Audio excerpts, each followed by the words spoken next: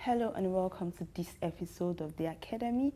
With me on this episode is a very interesting guest and inspiring woman entrepreneur, the principal consultant of DRNL Consult Limited and Delta R Energy, Mrs. Wonke Onadeko. It's great to have you with us on The Academy. Thank you so much. All right, the first question I'm going to be asking is, could you share with us your experience so far on entrepreneurship, right from when you started as a pioneer?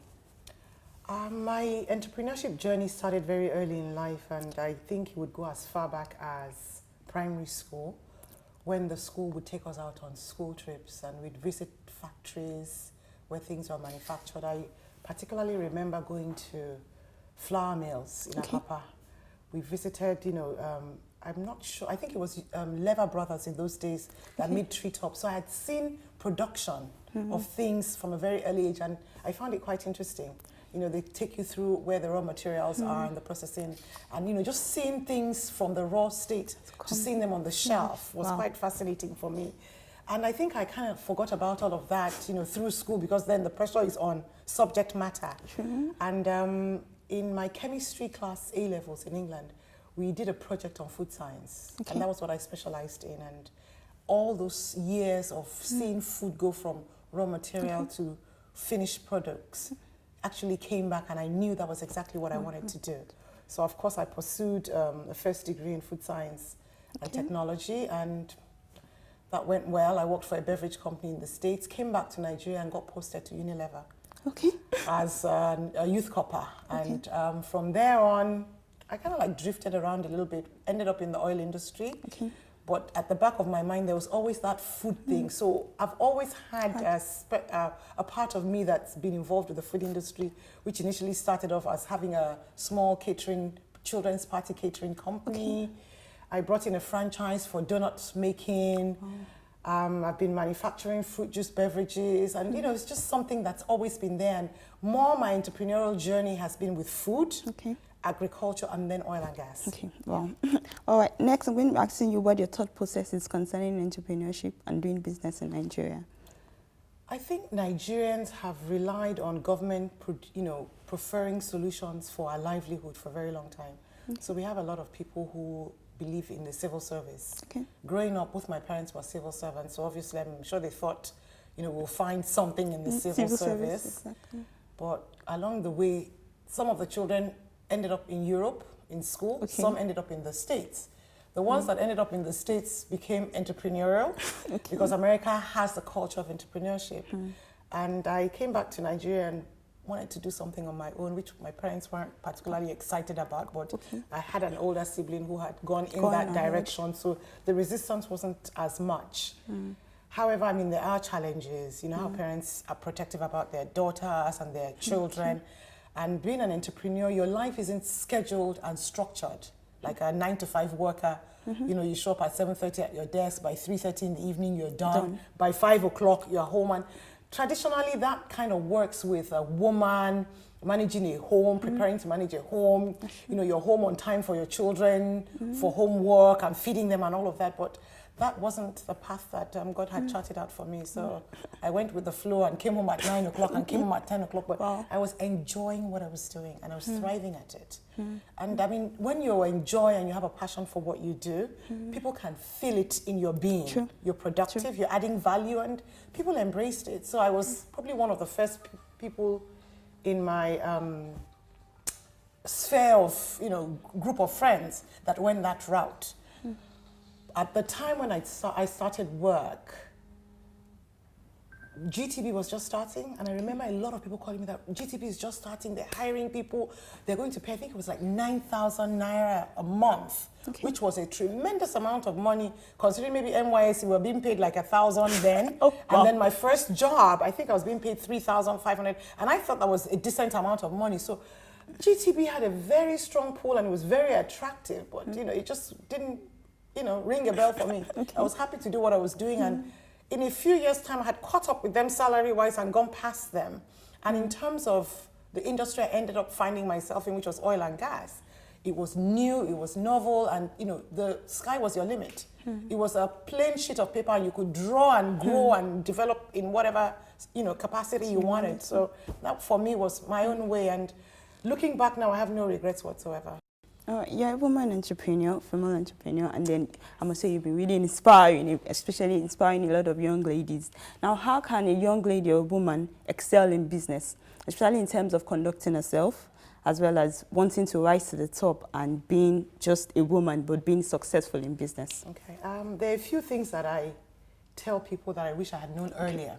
One of the first critical things for me was understanding that who you are isn't about you.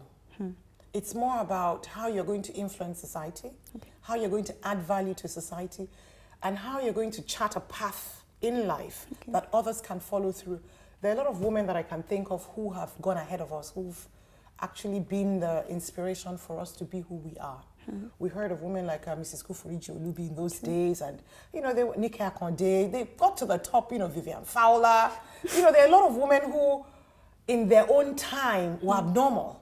And then we came along and we were less than abnormal. And now, the society is ready to embrace a woman who wants to chart that part. One of the things I would advise young women who are going into entrepreneurship is you need a support system around you. It's not the easiest choice. It's very stressful. The things you need to put into perspective are a little bit more because, there's a work-life balance. You are your own boss. You don't have anybody telling you, take a break now. And then, the days you don't feel so well, you can't stay in bed and, call in sick. You are the boss. So, there's so many things that you have to factor into being an entrepreneur. You have to be self-driven. You have to be disciplined.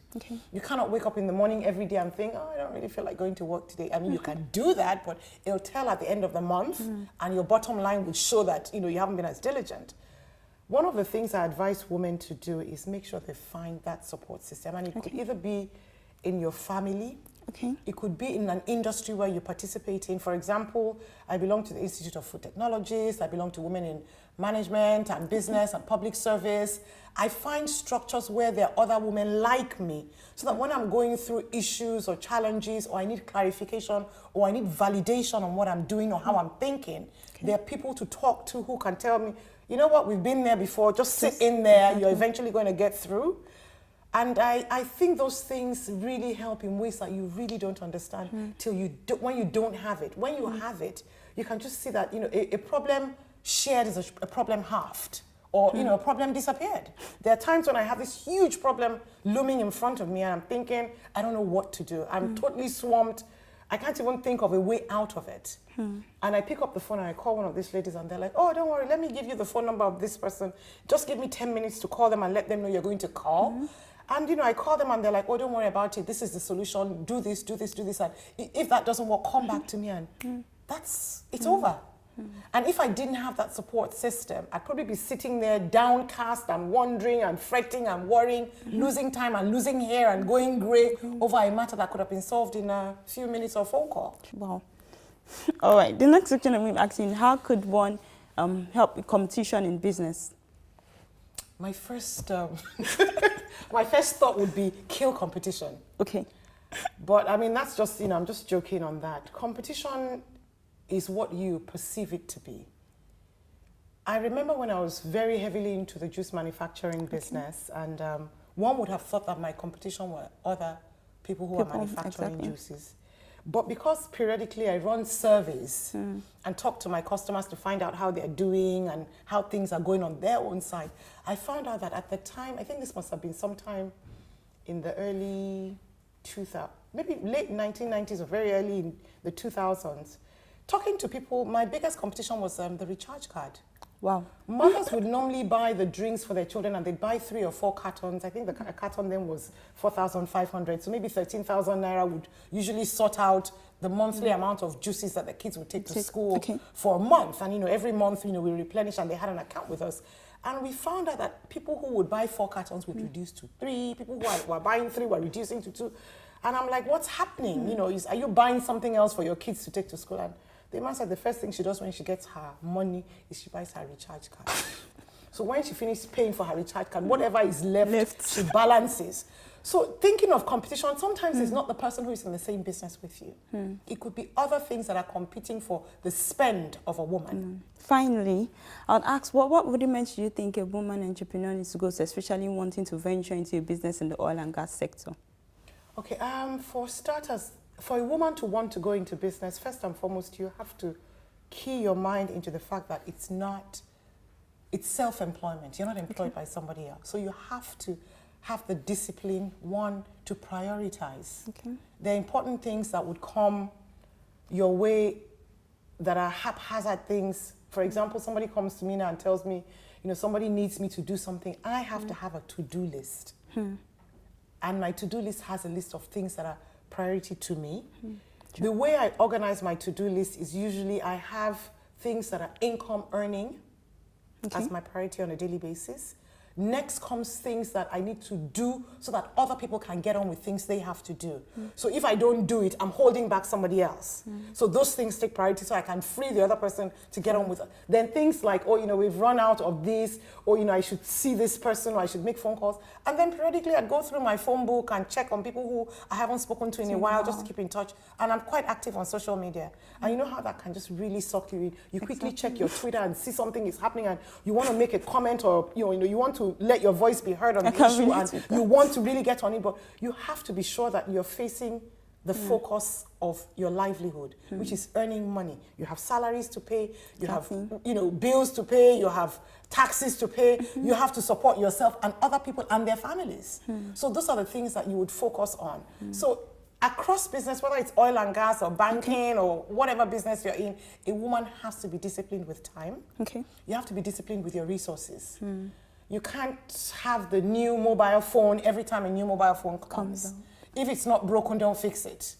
It's okay. I used to have a phone that people call pure water, the Nokia phone that if it fell and scattered, you could put it back together. And for a long time, people were like, the phone doesn't really fit you. And I'm like, what's the fitting part about it? It sends text messages I receive, I can make phone calls. And then, as social media became more important, we needed to get smarter phones. So yes, I have a smarter phone now, but I've never bought a phone before the phone got broken. It's never happened to me. So I think we, as women, don't network enough. We need to network some more. We need to invest in ourselves. We need to educate ourselves about our business. And one thing that kills me is women in oil and gas who cannot pronounce the word oil. I know that traditionally some people's language call it oil, but please, please, please, get on your iPad, put on your voice recorder, practice and practice till you get it right. If that's your industry, invest time and effort in understanding the language, the pronunciation, and the diction of the business you're in. So you don't end up in a meeting somewhere in the world and you say oil and they're like, pardon me? You say oil and they're like, pardon me? And you're wondering why they're saying pardon me. Please, just, put that little effort behind it. Everybody can make that effort and everybody can change the way they say things or do things. It's just practice. Thank you so much for being on the Academy. It's been wonderful speaking with you. Thank you very much. We appreciate your time and for all you've said. I've even learned from it myself, even though I'm not in that industry. Thank you so much, Thank you for having me. That'll be all on the Academy for this week. It's been wonderful and I'm very sure it has been enlightening for you as well. Well, don't forget to keep the date with us next week on the Academy. Till then, join us on our social media platforms, Facebook and Twitter. Bye for now.